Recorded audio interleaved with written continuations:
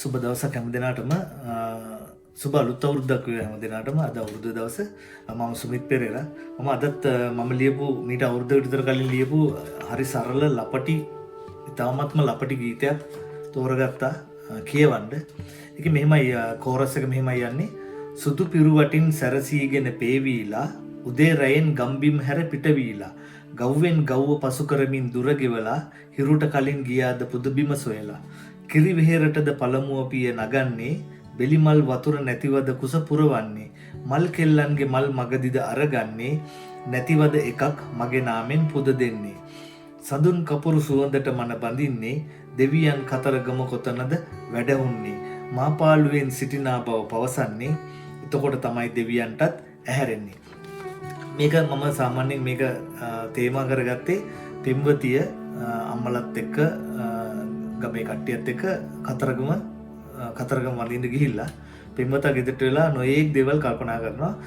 ඔහු ඉතින් උදේ පාන්දර අහනවා. ඉතින් තමන්ගේ හිතෙන්ම අහනවා මේ උදේම නැගිටලා කලින් පේ වෙලා උදේ රැයෙන් ගම්බිම් හැරපිටත් වෙලා මත්දහන වෙන්න කලින් ඒ කියන්නේ ගිනි යවුව වැටෙන්න කලින් ඔගොල්ලෝ කතරගමට ගියාද කියලා එයා අහනවා. මොකද කෝල් එකක් දෙන්න දෙවුත් නැහැ, SMS එකක් යවන්න දෙවුත් නැහැ, මොකුත් බෑ අම්මලා ඉන්නවා.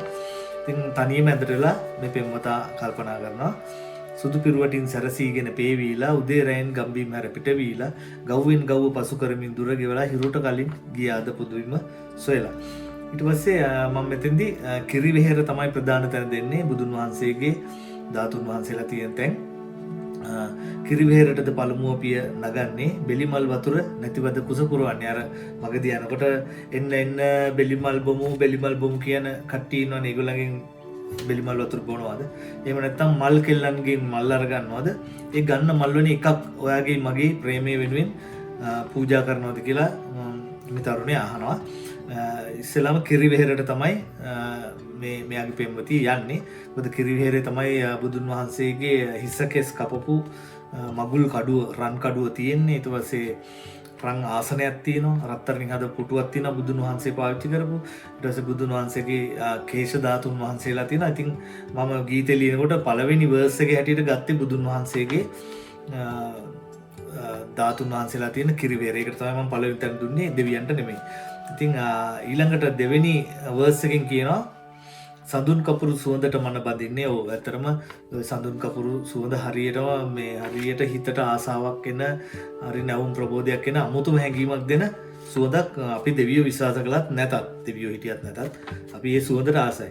දෙවියන් කතරගම කොතනද වැඩහුන්නේ? ඒ කියන්නේ මේ කතරගම දෙවියන්ගේ තැන් දෙකක් තිබුණා. ඒ කියන්නේ බිරින්දෑවරු දෙන්නෙක් හිටියා. එක්කෙනෙක් තමයි වල්ලි අම්මා, අනික කෙනා තමයි තේවානි කියන්නේ. වල්ලි අම්මා දෙන්නම ගොඩක් ලස්සනයි. මම හිතන්නේ තේවානි කියන්නේ පළමු කසාද බිරිඳ. එයා ජීවත් වුණේ ඉන්දියාවේ. තේවානි අම්මා.